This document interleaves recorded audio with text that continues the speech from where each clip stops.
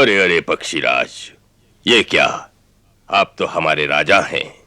स्वामी, आप आसन ग्रहण करें और मुझे आज्ञा दें कि मैं आपकी क्या सेवा करूं।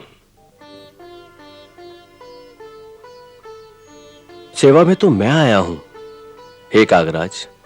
आहा, क्या विनम्रता है।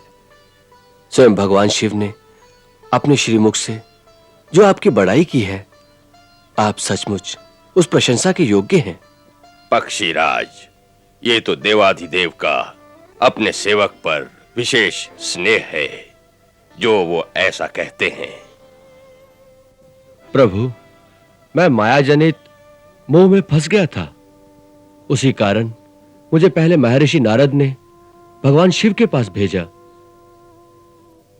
और भगवान शिव ने आपके चरणों में भेज दिया कि आप ही मुझे मोह माया के जाल से मुक्ति दिलाएंगे। परंतु आपके तप और शक्ति का ऐसा प्रभाव है कि इस पर्वत के पास आते ही मेरे मन से सारा संदेह और भ्रम अनायास ही दूर हो गया और चित्त में विवेक का प्रकाश स्वयं ही उदय हो गया है। ये सब आप जैसे परम भक्त के पुण्य प्रताप से हुआ है। नहीं खगराज, ये तो जा पर कृपा राम की हुई वही संसार में बड़ा बन जाता है। अपना जोग, तप, ज्ञान कुछ काम नहीं करता। प्रभु जिस पर दयालु हो जाते हैं, उसे अपनी भक्ति सौंप देते हैं। उसी भक्ति की गंगा में नहाने आया हूं प्रभु। मुझे कुछ काल यहां रहने की अनुमति दीजिए, जिससे मैं यहां पर निरंतर बहती हुई हरि कथा मंदाकिनी में नित्य स्नान करके अपने तन, मन और जीवन को पवित्र कर सकूं, कि फिर मेरे मन में कभी ऐसा भ्रम, ऐसा मोह उत्पन्न न हो। अब मैं सोचता हूं कि मैंने श्री राम का नागपाश काटते समय कैसे अपने प्रभु को एक साधारण नर समझ लिया था, तो मुझे लज्जा आती है, मन में बड़ा खेद होता है। वो तो नारद जी ने मुझे ठीक मार्ग पर लगा दिया, नहीं तो ना जाने मैं कब तक भटकता रहता। मैं उन्हें शत शत प्रणाम करता हूं। नारद जी तो परम भक्त, परम ज्ञानी और परम दयालु हैं। वो सबके लिए वंदनीय हैं। महात्मा नारद, आपकी जय हो। आप जहां भी हैं, दास का प्रणाम स्वीकार करें।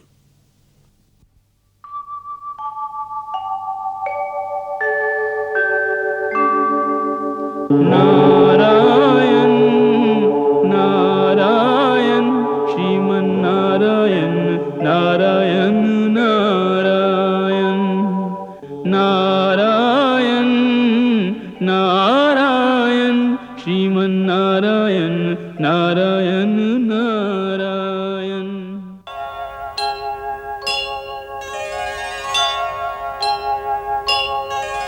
भगवान, आपके आश्रम में आने से ऐसा लगता है जैसे सारे तीर्थों का पुण्य एक साथ मिल गया हो। हे देव, कई दिनों से अंतर में यह प्रेरणा हो रही है कि लोक कल्याण के लिए एक आदर्श चरित्र के इतिहास की रचना की जाए। यह जानने के लिए कि आज की सृष्टि में ऐसा महामानव कौन है जिसके चरित्र का वर्णन करने से संसार का कल्याण हो, मानव उससे शिक्षा ग्रहण करे और उसके द्वारा जो उपदेश दिया जाए वो धर्म, अर्थ, काम और मोक्ष प्रदान करने वाला हो। ऐसे पात्र का चिंतन करते हुए मन बार-बार आपके चरणों की ओर आकर्षित हो रहा था, क्योंकि आप सर्वदा तीनों लोकों में स्वच्छंद विचरते हैं। इसलिए केवल आप ही मेरे इन प्रश्नों का उत्तर दे सकते हैं कि आज संसार में ऐसा पात्र कौन है जो गुणवान, वीर्यवान, धर्मज्ञ, उपकार मानने वाला, सच बोलने वाला और दृढ़ प्रतिज्ञ हो। ऐसा कौन है जो सदाचारी है, समस्त प्राणियों का हित करने वाला, विद्वान, समर्थशाली और प्रियदर्शन है। ऐसा कौन है जो मन पर अधिकार रखने वाला है, जो क्रोध को जीतने वाला है, कांतिमान है और किसी की भी निंदा नहीं करता। ऐसा परमवीर वो कौन है जिसके संग्राम में कुपित होने पर देवता भी भयभीत हो उठते हैं? महर्षि, मैं ये सब जानने के लिए बहुत उत्सुक हूं और आप ऐसे पुरुष को जानने में समर्थ हैं, इसलिए मुझे ये सब बताने की कृपा करें जिससे मेरी रचना सार्थक हो। महर्षि वाल्मीकि, आपके अंतर में जो इतिहास रचना की इच्छा प्रकट हुई है, यह परम पिता श्री ब्रह्मा जी की प्रेरणा से हुई है।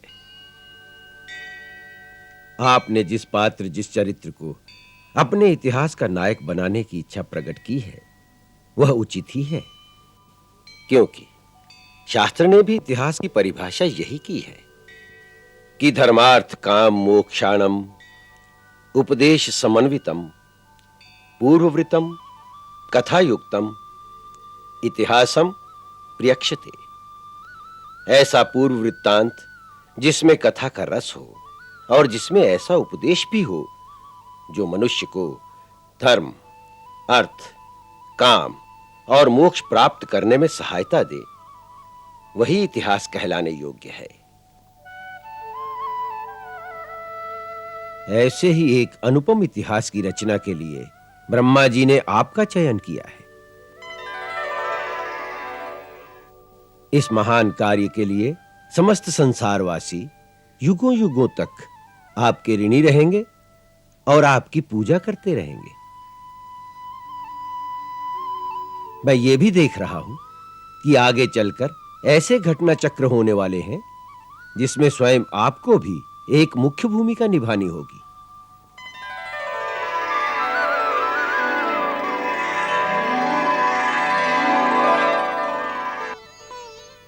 मुझे देवऋषि? हां महर्षि, आप भी उस इतिहास के एक महत्वपूर्ण पात्र होंगे। परंतु आपने मुझे यह तो बताया ही नहीं कि उस इतिहास का नायक कौन होगा। अब मैं आपके उसी प्रश्न का उत्तर देता हूं कि जो गुण आपने वर्णन किए हैं, उन समस्त गुणों को धारण करने वाले आज तीनों लोकों में एक ही महापुरुष हैं। कौन है वो? वो इक्ष्वाकु वंश में उत्पन्न हुए हैं और जगत में राम के नाम से विख्यात हैं।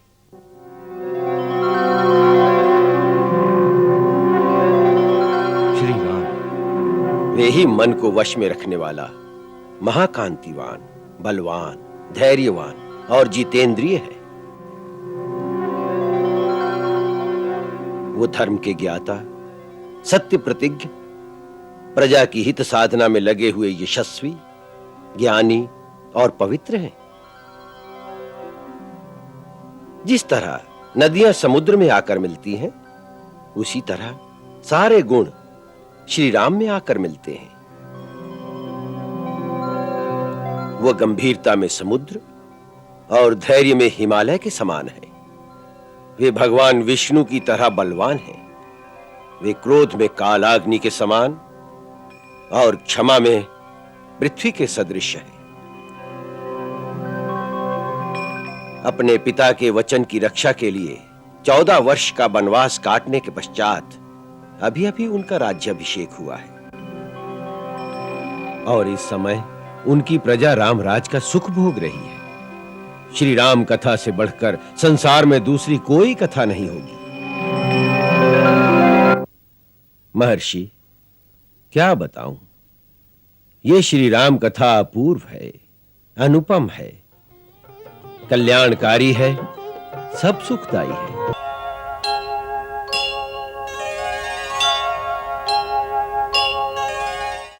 तुम्हारे मुंह से निकला ये छंदोबद्ध वाक्य श्लोक रूप ही हो गया है। मेरी प्रेरणा से ही देवी सरस्वती ने तुम्हारी जिह्वा पर वास करके इस कल्प में भूतल के सबसे पहले काव्य की रचना कराई है। तुम्हारे द्वारा प्रभु राम के महान आदर्श चरित्र का वर्णन किया जाना निश्चित है। इसलिए ये काव्य शक्ति तुम्हें प्रदान की गई है कि तुम नारद द्वारा बताए गए भगवान श्री राम के उज्जवल चरित्र को रामायण नाम से काव्यबद्ध करो। वत्स, मेरे वरदान से श्री राम का समस्त गुप्त या प्रकट वृतांत तथा सीता और समस्त देवों तथा असुरों का गुप्त या प्रकट चरित्र जो हो चुका है, जो होने वाला है, अज्ञात होने पर भी तुम्हें ज्ञात हो जाएगा। ये परम सिद्धि तुम्हें प्रदान की गई है कि तुम जो लिखोगे वही सत्य हो जाएगा। अतः तुम श्री रामचंद्र की परम पवित्र एवं मनोरम गाथा को श्लोकबद्ध करके लिखो, जिससे प्रेरणा पाकर समस्त युगों में प्राणी धर्माचरण के द्वारा भक्ति और मुक्ति प्राप्त करने के साधनों में प्रवृत्त हो। हे परमपिता, आपने यह कार्य मुझे ही क्यों सौंपा है? हे पुत्र, तुम्हें इस परम यश के अधिकारी हो।